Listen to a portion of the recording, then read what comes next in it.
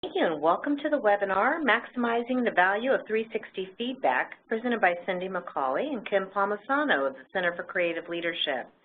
My name is Tracy Dobbins, and I'm your event host for today. And if you're just getting to know us, CCL is a top 10 ranked provider of executive education globally. Since pioneering the use of assessments and feedback in leadership development, CCL has become the world leader in providing assessments that produce valid, reliable, and actionable results. Our work is based on significant research from our own elite teams to the finest global sources, and we share it readily with you today in this discussion. Before our presenters begin, please know that we love participation and invite you to, again, use that chat tool on the right side of your screen. If you would like to do it to all participants, just send any responses or questions to all participants, or you can correspond directly with me and our speakers by addressing your chat to host, presenter, and panelist. We'll have a more formal question and answer session held at the end of the webinar. And finally, look for the link to the recorded version of today's webinar in your inbox tomorrow. With all our details behind us, I'd now like to welcome our presenters. Cindy McCauley has contributed to many aspects of CCL's work: research, publication, product development, program evaluation, coaching, and management. Capitalizing on this broad experience, she has developed expertise in leader development methods, including developmental assignments and relationships, 360-degree feedback, and action learning.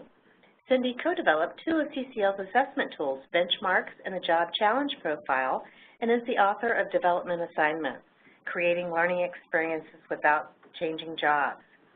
Kim Palmisano is a global portfolio manager of assessments at CCL. With 25-plus years of success in leadership and organizational development, Kim has served hundreds of executives at Fortune 500 companies. She provides subject matter expertise on CCL's assessments and certification programs, driving innovation, identifying, and disseminating best practices. Welcome, Cindy and Kim. Now I'm going to turn it over to Cindy. Thanks, Tracy. We're really excited about the session today. And before we get started, we'd like to learn a little bit more about the audience that's out there and the kinds of experiences they've had with 360. So there are a lot of different roles that a person could be involved in 360. And Kim and I brainstormed this list that you see on the screen now. And what we'd like to know is, what roles have you experienced? So look at that list and check all the ones that apply, and then we'll be able to take a look at overall at what the audience looks like. And while they're doing that, Kim, maybe you and I can share some of the roles that we've had in relationship to 360. Sure, Cindy. And as I look at this list, having been a practitioner and then joining CCL, I think that I've almost encompassed all of it. I've been a feedback recipient. I've been a rater. I've helped with the design of the instruments and, of course, the initiatives and managed the process organizationally. I've also coached and been a boss. I've been everything, including educating consultant, but I haven't been a researcher. Which is why Kim and I are such good partners, because I have spent quite a bit of time doing 360 feedback research. I've also developed and designed 360 instruments, and I've been a feedback recipient, a rater, and a coach, and having kind of those front row seats with 360 has helped me a lot in both the design and the research pieces. So we're going to wait a moment here and see what this is going to look like in the audience and the types of roles that are out there. Great. For those that have a room with you today, just take a quick consensus and make one response for the group. And we'll go ahead and pull up the results now. Great. So not surprisingly, a lot of people have experienced it firsthand as feedback recipients and raters. We've got quite a few managers of 360 processes and coaching experiences out there too, right? Yeah. Quite a bit of the boss, yeah. Yeah. Not many of my fellow researchers out there, though. So we really have designed this session for the people that are managing and designing the process in organizations. But a lot of what we share is going to be also relevant to the people who are coaches, to people who are educators and consultants, and even some, relevant to researchers too. So this is what our objectives are, what we're going to try to accomplish today. We are going to help you evaluate the ability of your current 360 feedback to stimulate change. And this is really looking at the real nuts and bolts of your 360 process. We're also going to point out some opportunities to really enhance one of the more difficult parts of 360, and that's making sure that the post-feedback learning experiences are there and are rich ones. And then finally, we're going to share some of our perspectives and what we've seen organizations doing to use 360 not just for individual development, but also for maximizing their collective leadership development in the organization. So, Kim, you're going to get us started. That's right. Well, hello again, everyone, and thank you again for joining us. I'm going to review with you 6 critical criteria you should consider when evaluating or reevaluating your 360 process, because as Cindy said, you want it to stimulate real change. So let's get started. The first criteria is a clear purpose. A common mistake that organizations make is to commit to an assessment activity without clearly defining what they hope to gain from it, or from connecting it to specific business needs. You want your initiative to tie both to talent and business strategies. And if it does, then answer these questions. Why is it needed, and why now? And for the target population you're looking at, why them? Clearly define your outcomes. And I like to think of this as beginning with the end in mind and capturing at the beginning how you're going to measure success. Now, if the answers don't come quickly to mind, then revisit your purpose and get clear. Has your talent and business strategies changed over time? For example, maybe there's been an M&A occurrence. One global organization that we had the opportunity to work with had just completed a merger and acquisition, and they wanted to blend the best of what both companies had to offer, and this touched their 360 assessments. Reviewing the new business strategies and creating a 360 that met the new needs was a key way to take the steps to establishing a culture the organizations desired going forward. Now, if these answers do come quickly to mind, then ask yourself, how well have these answers been communicated to all the stakeholders who are involved in the process? Remember, others might not be as clear about the purposes as you are. Our next criteria is organizational readiness. A 360 feedback process asks participants to be vulnerable, to seek input on what they're good at and what they need to develop to become even more effective as a leader. They will want their coworkers honest and straightforward feedback. And this really goes to the organization's culture, the experience the organization's had, and the commitment the organization has to the feedback process. This will impact the readiness of the participants to openly engage in the process. So reflect on the following questions.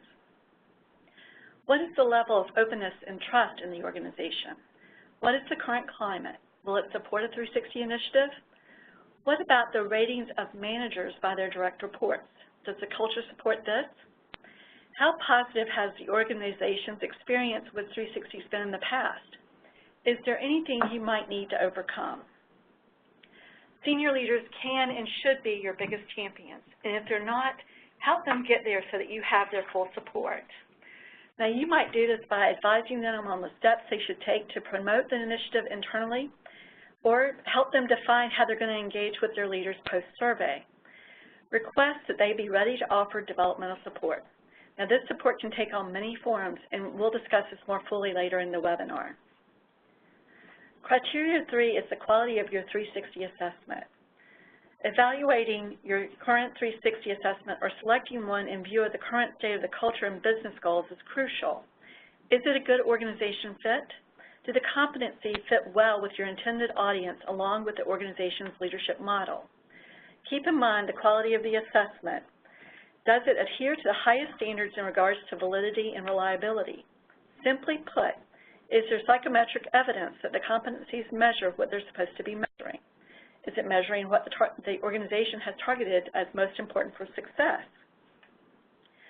If you're using the assessment internationally, has that feedback report been translated into the appropriate languages? and is that translation accurate? And while I'm here on high quality of assessment, a key component and one that's often left to chance is development and support materials. Cindy will get more details here shortly, but you need to identify early what materials will be used to support the 360 initiative. Consider, at a minimum, a developmental planning guide and goal-setting worksheet. So think about what materials do you need to help participants take action. Either choose a partner with a robust offering or create what you need internally. Trust us, it will stand you well and boost the success of the initiative. The fourth criteria is a robust communication plan. When you think about your current communication plan, does it ensure that everyone fully understands the purpose of the 360? Now, to help with this, we've developed two checklists for your consideration. For the participants, you might consider conducting an orientation session. Explain to them how they were selected for the process, clarify any milestones and deadlines, and really explain how that data is going to be used. And don't forget, tell them who gets to see it. Review with them how to select raters. Now, this is a question I often get. Raters should be people who know them well and who've had the opportunity to absorb them in action. And then tell them what they do with the data once they receive it. CCL research notes that when participants understand that they have ownership and accountability for their data, they're more likely to act on it. Now, I spoke earlier about the support of senior leaders, and I want to give you an example of an organization that we had the opportunity to work with. The senior leaders in this organization agreed to be the first cohort to take the 360 assessment. Afterwards, they created videos. They were 1 to 2 minute videos that were used in monthly town hall meetings speaking about their own experience and what steps they were personally taking to become better leaders. I mean, how great is that? Support from the top helps to create that culture of acceptance and inspires people to own their own data and take the next step of setting developmental goals. So be sure to set that expectation of what's next. Our second checklist is about rater training. I find that this group is most often completely forgotten or given minimal information. In our experience, organizations rarely take advantage of this key group to train on their role in the initiative. Now, this observation is also supported by surveys that various organizations have conducted on the 360 feedback practices. So don't forget about rater training. Raters have a need to know how they were selected and the expected outcomes of participating in the survey. One of the things you'll want to think about is how to avoid rater errors. Review the competencies with them, looking at the definitions, the rater scale, the item level questions, and give them an overview of what to expect when they see the survey. Show them the scale and include a frame of reference for them by using a list of behaviors that correspond to high, medium, and low levels of the competency. Raters are most often concerned about confidentiality, so you'll want to explain how confidentiality is handled. Also, don't forget about how you're going to handle issues if they arise. You'll want to mitigate potential negative impact here. So if you're using a partner, do they have a hotline for immediate questions and needs? And if you're handling this internally, direct them to who to go to for answers to any questions they might have. Criteria 5 is a well-orchestrated implementation plan. And here I'd like to share some key tips for successfully implementing a 360 initiative within the organization, because getting the details right is key. First of all, think about the overall investment in the process. Investment in both time and with the people who will be touched by it. Make sure that there's alignment. Now, I've mentioned this several times, but it bears repeating due to the importance of it. Make sure that the 360 aligns with the business needs. Often, organizations fail to consider this connection and communicate it out effectively, so be sure to connect it out and share it. Plan carefully and communicate widely. This is often where implementation fails, so don't skip or skimp on criteria 4. Ensure that everyone, all key stakeholders, understand the importance of the initiative and have their questions answered before you launch. And finally, use the process to leverage developmental activities. This leads us to our final criteria, number 6, impactful feedback. Now, I started with beginning with the end in mind, and I say it again here because you'll want to maximize the value of the initiative. Debriefing the results of a 360 survey is a critical step, not to be overlooked or taken lightly. So how are you doing this currently, and do you need to make any adjustments or changes? One-on-one feedback sessions are particularly important for the participants who are receiving feedback for the very first time. And along this line, you'll want to prepare participants to receive and understand their individual feedback. You may want to have a group session followed by a one-on-one session with a debrief specialist. And by this I mean, in the group setting, use a sample report to help participants understand how to read and interpret the report, doing what we like to call here an armchair analysis. Then give them their own personal reports. Remember that participants need time to digest the information, but reports do have a shelf life, and a one-on-one session should occur within 1 to 4 days of receiving feedback. And I'll say that again, within 1 to 4 days. That's a question that we get asked quite often. Typically, participants really appreciate the opportunity to speak openly, discussing the feedback with a dispassionate third party. That feedback specialist should have training and experience with the instrument being used. And ideally, that debrief specialist should be outside the person's chain of command or influence. This allows them to be more objective. One client that we worked with had numerous HRBPs certified in the 360 instrument, and the question arose, should they provide a debrief within their own business unit?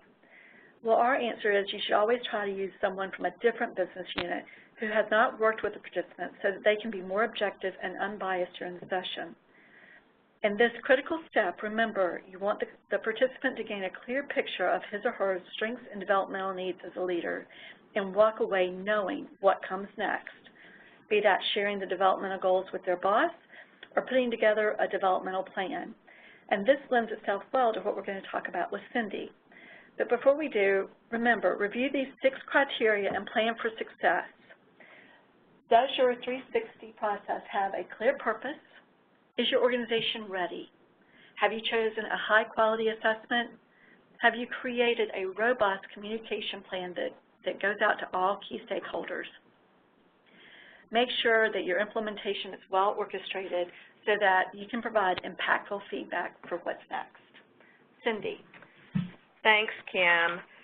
When you have a really great 360 feedback process that met those criteria, then participants actually leave that process with a really clear picture of what they need to improve on and energy for making it happen. So what we know, though, is that what people struggle with is actually making it happen after they get all energized from their feedback. So the important thing for you, I want to emphasize, is that you don't get the full investment on your 360 feedback process if you don't also invest in shaping and supporting the participants' post-feedback learning. And so I want to share with you an example of what I consider a really stellar learning journey to see what a learning journey can look like. And this is from my own coaching experience, and I worked with Glenn, and Glenn really stood out to me because he took charge. He really took charge of his post-feedback efforts to learn and grow. He is what I would call, he's in the top 10% of learners, natural learners, might call them intense learners.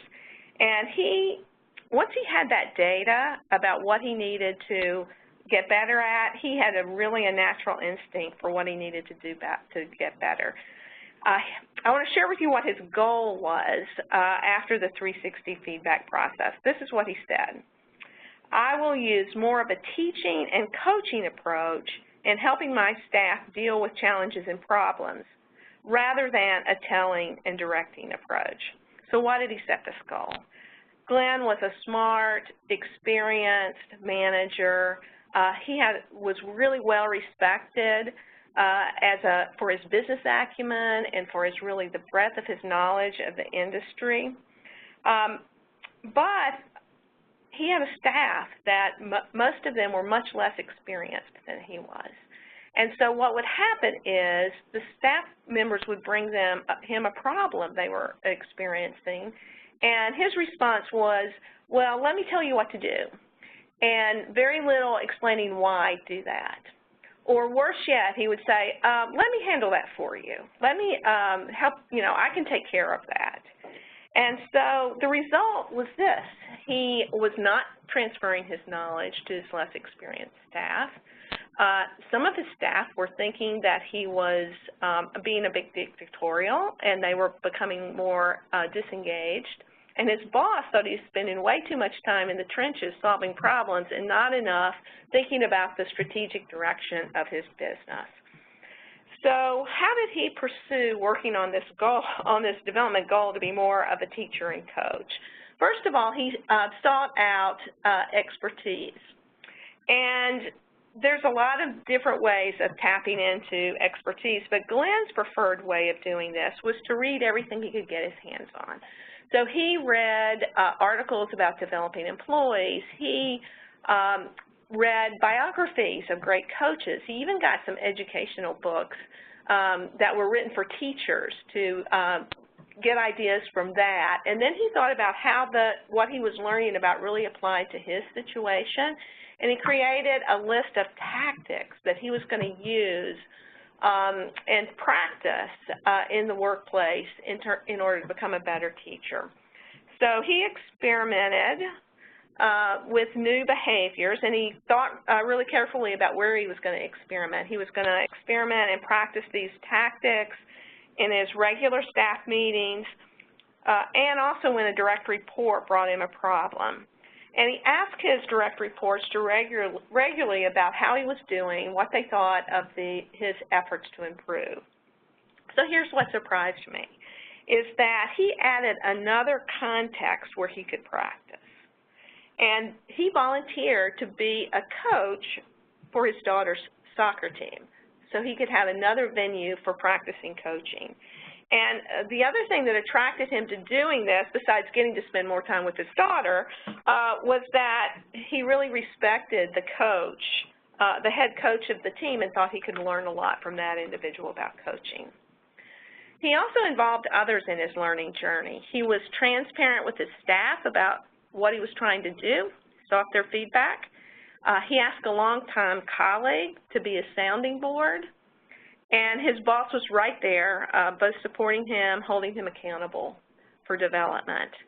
So Glenn's story is a success case. But here's what the challenge is with post-feedback development. And that is, it is a personalized learning journey. One size doesn't fit all. And it's a journey that you cannot design for the individual. He or she has to do that for themselves. But you can make sure that they are well equipped for this learning journey. So what do I mean by equipping participants for a successful learning journey? First, and you'll see this follows what Glenn did. First, help people tap into expertise, help them to learn from others through reading, through podcasts, through training programs, from getting them directly interacting with experts. And some ways that you can do that is, one, this is probably the easiest way, is to provide learning resources that are organized by your 360 feedback tool. I have an example here of delegating, and here, what are some activities and resources that someone who decides to work on their delegating skills can access. And when you have these learning resources, two things that I would point out. One is they need to really be accessible. We live in a one-click culture, and people really want to quickly be able to access these resources, not have to hunt for them. And second is to really make sure they're well curated. And by that I mean that they're really high quality, and that they're really relevant for the audience that they're targeted for. Because people, if they tap into these resources and they are not hitting the mark, they might not come back for more of them. And then it's also important that you think about how you might facilitate access to internal experts. If Glenn had been in your organization, would you be able to point out some expert teachers and coaches, people who are doing that really well, somebody he could go to for some advice or for some conversation? Most organizations would not be able to point that out. So you need to start kind of developing your directory of experts so that, and you might start on that by getting nominations from people about who are experts in different areas. You could also look at that 360 data and see who scores high on different competencies in order to identify experts. Okay, so that's enhancing post. Okay, so I'm sorry. We're going on to the next strategy, which is to provide resources and tools that help individuals experiment with new behaviors and evaluate their progress.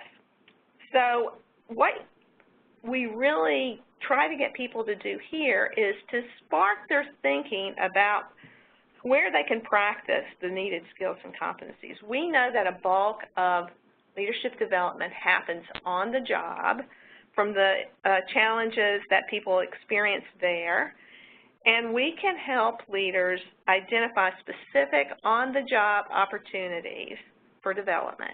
And I have an example here of resiliency.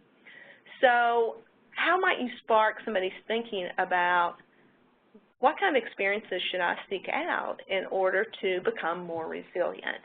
And so, you know, the idea here is that to develop any competency, you have to find places where you'll have to actually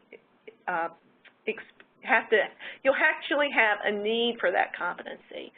So with resiliency, you actually need to put yourself in some stressful situations and uncertain situations, but have some support around you to help you through those stressful situations. So we give people examples of, well, where might you do that? So for example, you could work with your boss to solve a really pressing business issue, or you could advocate for an idea that your team feels really strongly about, but you know you might encounter some resistance from others in the organization. So again, it's organizing it by your 360 competency model and sparking ideas. Where can you practice these competencies in the organization? And you also, it's not just having the experience and practicing it, it's also being able to draw the learning out of that experience, and that's where reflection and ongoing feedback come into play. So you want to build that in. Of course, having coaches is a natural way of building that in, but not everyone has that luxury. Another strategy is to really require participants to formally track their progress and also track what they're learning and make that an ongoing part of the post-feedback learning experience.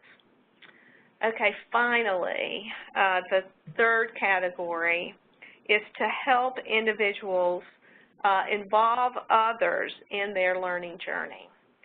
And here, of course, we've talked about the boss and really the critical role that the boss plays in supporting and challenging individuals. So you really need to work to help bosses stay involved. So, for example, what are some, how do you need to educate them? What kind of expectations do you need to establish about how many meetings that they should hold with their direct report? And we also see organizations doing more of actually holding bosses accountable for the development of their direct reports through their performance management reward systems. And then finally, supporting access to other types of learning partners besides the boss. Again, that might be formal or informal coaches, That could be formal networks that might exist in the organization. Another strategy that we use is to form learning partner groups as part of leadership development programs, and then have participants stay in those learning groups post-program. So we want to look at these 6 tactics again and get you to think about the post-feedback learning needs in your organization. And which of these tactics, as you look through them, does your organization need to give more attention to? Is it organizing those learning resources by your 360 competencies? Is it facilitating access to internal experts? Is it sparking people's thinking about the practice opportunities? Where can I get some experience with this competency? Is it supporting reflection and ongoing feedback? Or is it equipping bosses, that critical role to support and challenge individuals? Or is it to facilitate access to learning partners? We're interested in what it looks like, which ones are really need more attention in your organization. Okay, we'll keep it open just a few more seconds if you can get your response in, and we'll share the results with everybody.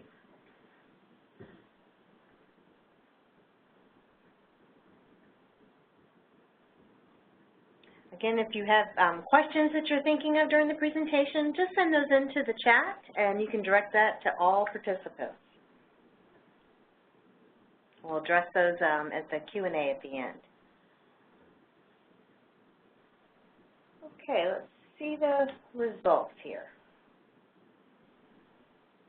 There we go. Okay. So it looks like the 2 highest ones, if I'm reading this right, is equipping bosses to support and challenge, and organizing learning resources. Let me say a little bit more about equipping bosses, because that's one thing that I have really focused on too. And it is really, you know, a training and development issue. And when it's really something when we're talking about equipping bosses to be good developers of others and to really help them think through the various roles they have to do that, and to get some advice and input on that. For instance, are they really good at giving people developmental assignments? Are they really good at asking questions about what people are learning, helping them, being sounding boards for them during the learning process? What does it mean to hold individuals accountable for their own development? So, you know, I see us being asked more and more to do workshops, to do parts of programs that really give bosses that in-depth ability to almost be a coach.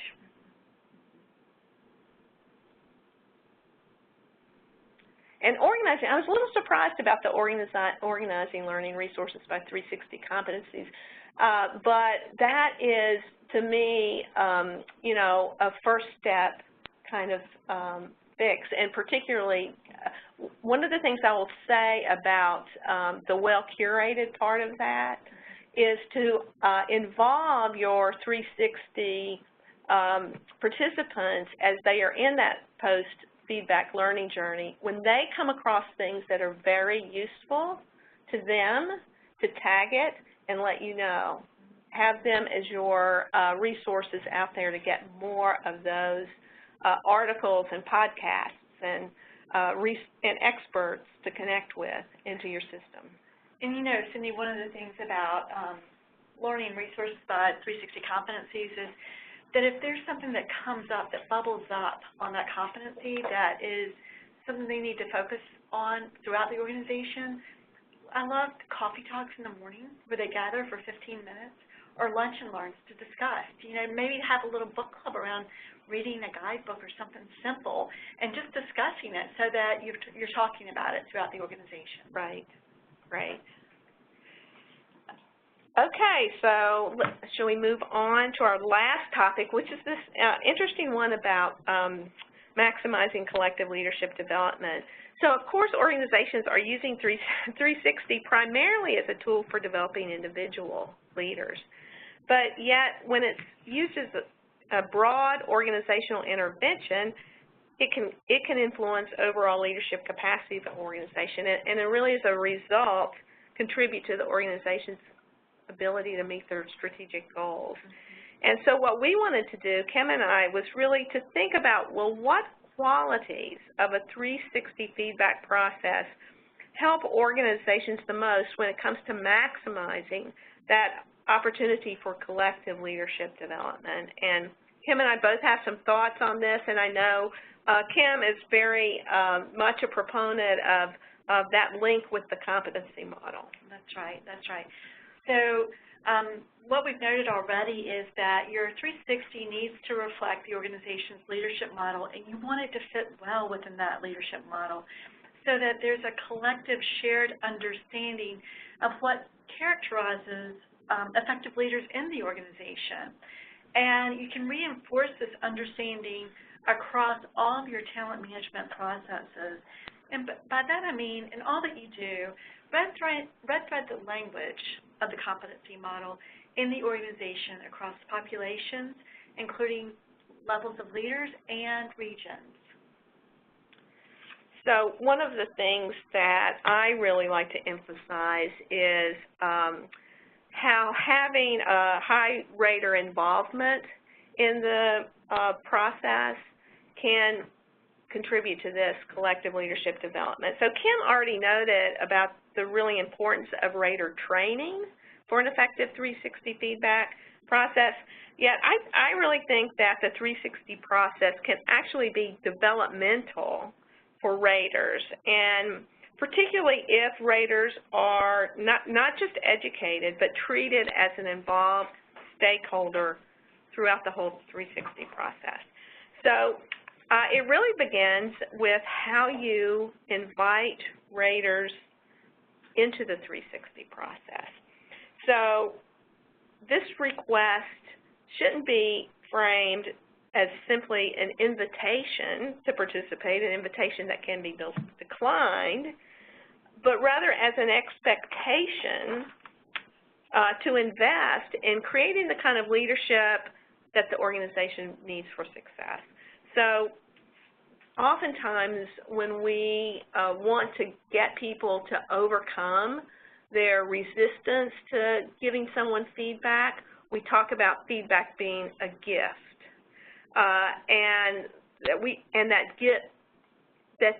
This makes them feel like, oh, I'd like to give gifts. I like thinking about feedback as a gift, but gifts are optional. And I would advocate for changing our language and saying, well, think about feedback as an investment. It's an investment in our collective success and an investment that you can expect returns on. So how else do you get raters involved? You can also have participants really share their insights from their feedback with their raters. You'll need to educate them on how to best do that.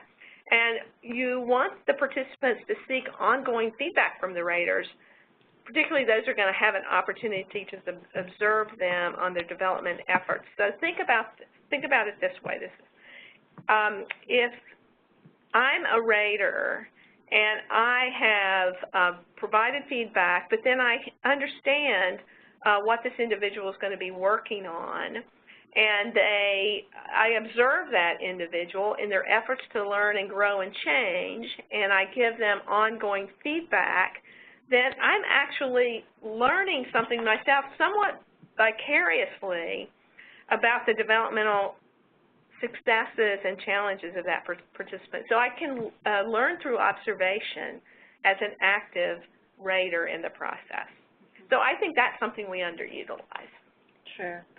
And Cindy, could you clarify a little bit, what is collective leadership that you mentioned? Okay, so I mean developing more than just single individuals.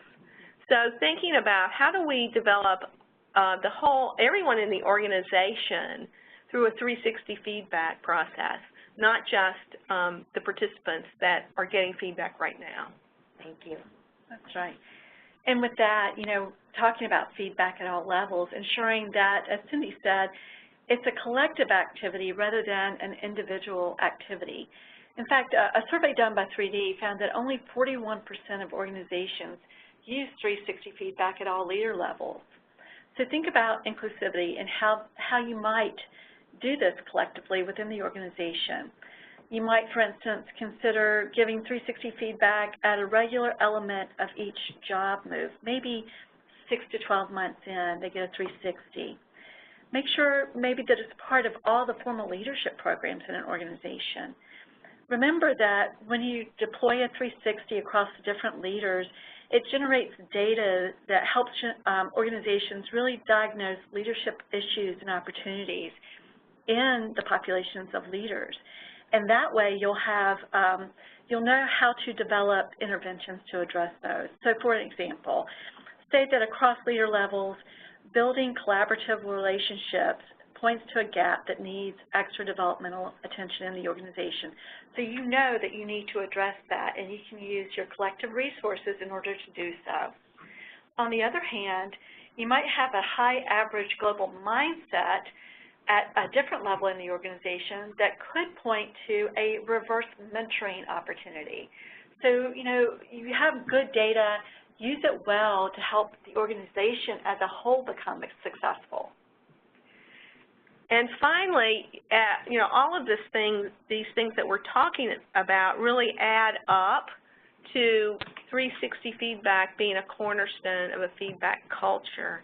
And organizations are really thinking more about this notion of a feedback culture, one that incorporates a number of different practices that help individuals continuously seek out, receive, use formal and informal feedback to improve performance. They're thinking about how can we really weave feedback into the ongoing work of the organization.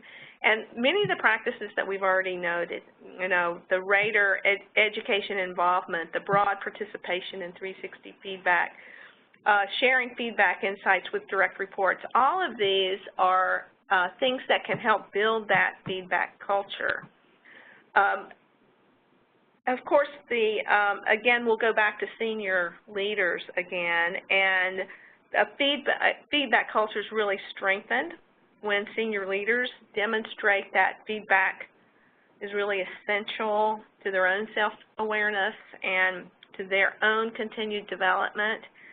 And they really can send a powerful signal when they launch a 360 process. And we like to share the story of a newly appointed leader of a healthcare organization that we worked with who, in the very first few months of her tenure, she asked all 400 employees to evaluate her on a feedback tool.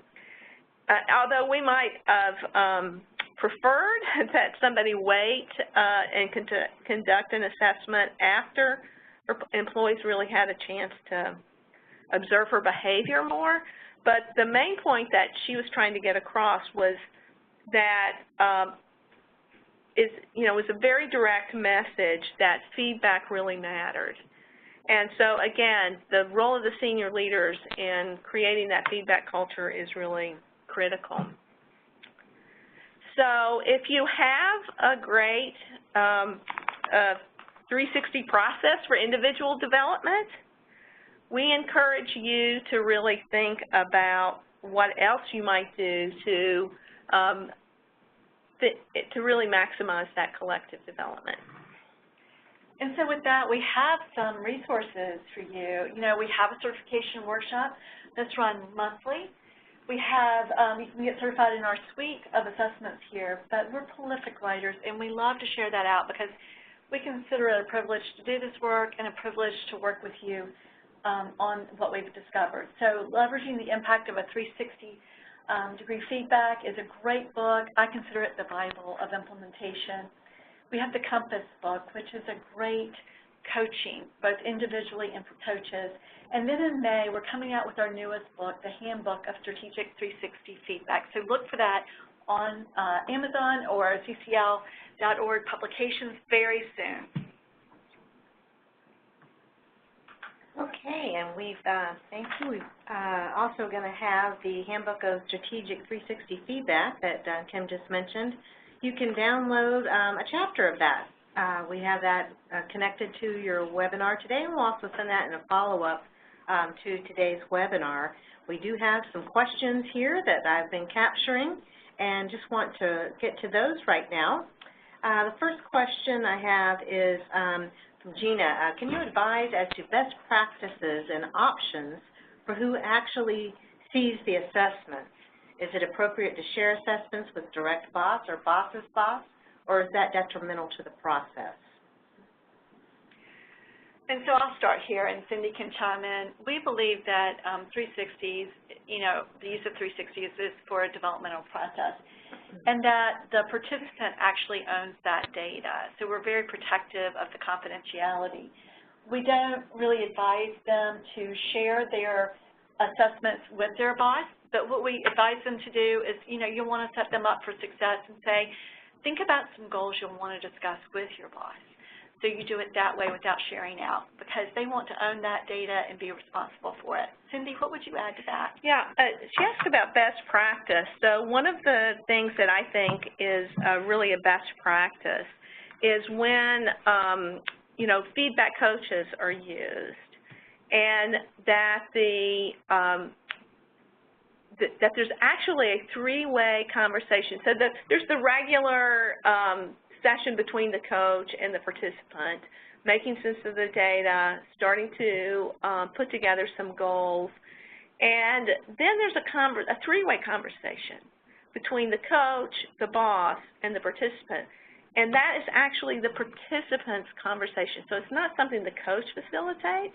The coach gets the participant ready for that conversation, and it's about the participant sharing with the individual sharing with their boss some of the things they learned from the feedback and the ideas that they have for improvement, and getting the boss's input at that point to say, here's what I think of those things that you're thinking about improving. Here's what I think that would benefit us all or benefit the business in some way. So I've always thought that was just a very powerful way to get the boss involved. Thank you. Another question is, how effective 360 feedback would be if organization is not interested in post-feedback development meetings? Oh, goodness. So I have two responses. One is, there are these people that that are out there that are successful managers that are like my Glenn example, and they will pursue improvement efforts pretty vigorously. But I'm like, so why are you doing it if you're not going to support their post-feedback development needs? It's I hate to say don't do 360 feedbacks. People will benefit from some self-awareness building, but it's not really fully maximizing what the potential of 360 is. Right. What is your view on that, Kim? If the organization is going to invest the time and effort into doing this, we really believe that you ought to offer resources to help them take those next steps, because you really want it to impact the business outcomes, and that's what you're looking for. Right. Question from Charlotte. If the results are confidential, how can a company collect data for initiatives? The facilitator would have the data, but no one else would unless the participants elect to share their results. That's a good question, and one that we often get when we talk about the confidentiality of the assessments. So one of the things that we have, and you'd want to tell the participants beforehand that you're actually doing this, is that you can pull data into a group report. Now that doesn't name people, but you can pull a group report and look at what the organization might want to focus on. And you can see what the senior leaders or the leaders overall are doing well and what they're not doing well, because it does connect to your leadership model. So that you can look at that from an anonymous standpoint and then focus in on your developmental activities. Right. Noel's asking, so many organizations seem focused on hypos and only allocate resources such as 360 to the selected few. Your thoughts on that? Well, I certainly understand when there's limited resources. It often goes to people that you're really trying to accelerate their development, and that's what's happening with high potentials, is there's often an effort to accelerate their development. So, you know, it's not a bad practice, but at the same time, if we go back to thinking about, you know, maximizing your 360 feedback initiative, the more broadly people can be involved in getting 360, and it doesn't, you know, again, it doesn't have to be like through an intense coaching process. It could be through a leadership development program. It could be a more, one of the things I think you mentioned was when people go into a new role. Perhaps it's when 6 months into a new role that they get 360 feedback. That's another critical time, is when people are taking on new roles and assignments, that the 360 is particularly valuable and may be worth, really worth that investment for individuals. That's right. Andrew's asking, we touched on this a little, do you share results with just the participant or share the results with their manager, with HR? And so we talked about this earlier, so maybe we've answered the question a little bit, where that participant owns the data, but to what Cindy said is that you'll want them to think about what they're going to do with that data and have a conversation with their boss. And sometimes HR is involved in that conversation, but you know, when you're thinking about implementing your 360, you'll want to prepare for that ahead of time and set those expectations up ahead of time. Not that they share the reports, but that they share some goal setting and have some conversations, and be it with their boss or with HR, be sure that you prep them beforehand, that it's not a surprise. So, yeah, this is Cindy. So let me say a little bit more. I mean, this is a very, to me, complicated issue. And CCL, in our practice, we're really focused on the developmental aspects of 360s. But certainly I have worked with folks out there in organizations who say, and I think it's a good question, who say if we're going to invest in 360 and that gets us really good data on an individual, maybe better data than we have in any other way, why would we not share it with the manager? Why would we not use it to put people in certain developmental assignments? And so there are organizations that do that. What I sense is that those organizations are fairly far along in what they might be a maturity curve of using 360, and that they've got that feedback culture. People are, because the issue is, if you're going to use it beyond feeding it back confidentially to the individual, then we know that that can affect raters. And raters are more willing to be honest when they know that the feedback is being used primarily for development. That's right. And so that's the trade-off. But again, if you get a very strong feedback culture, then these raters may feel more comfortable.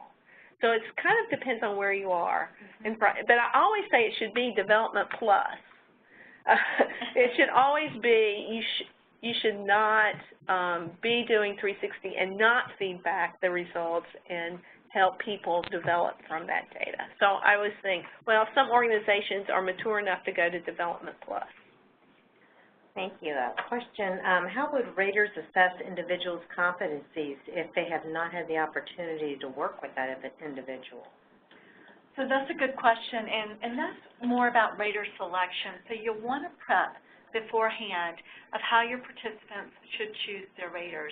And they should be someone that has had at least at minimum 6 months of seeing them in action, of actually experience working with them, so that they can give that feedback. You don't want to choose raters who do not work with the participant at all, that, because they can't give accurate or authentic feedback in that case. Right. The other thing is that most 360s give you an option of saying you don't know. That's right. And I, as a rater, have experienced that when I've been asked to rate things that I feel like only a direct report maybe would know, that I as a peer wouldn't know, and so I use that, I think the don't know option is a good one to have on a 360. Can you say just a little more about rater training and how can a rater know that his or her feedback will not have negative consequences for him or her? If it is a small group that is consulted and the boss knows his or her people and can figure out who said what? Well, I'll take part of that. So in CCL's world, when our assessments are used, we are very protective of peers and direct reports. And we say that very clearly. There has to be a minimum number of responses so that they're protected. And then the boss or superior, it was very clearly said in our assessments that their responses will be seen by the participant and they will know what they said. So we're very protective of that. And we know that when people try to guess, we've actually done research that when people try to guess, we found that they are most likely guessing wrong. So there's been research around that. But we are very protective of rater groups, those peers and direct reports. How should participants give, here's what I've learned, insights to peers and direct reports so they know they've been heard? Email to them, one-on-one, group talk? What are your thoughts? Well, I mean, I would not do the email route. I would say part of it probably depends on one's comfort level. To be able to talk about your feedback maybe in your direct report group, and also maybe with peers you might do it more one-on-one about here's what I've learned, certainly with your boss one-on-one. I don't know, Kim, I mean, I know that some people are not physically located, but today with all the communication technology that we have, having a live conversation about this.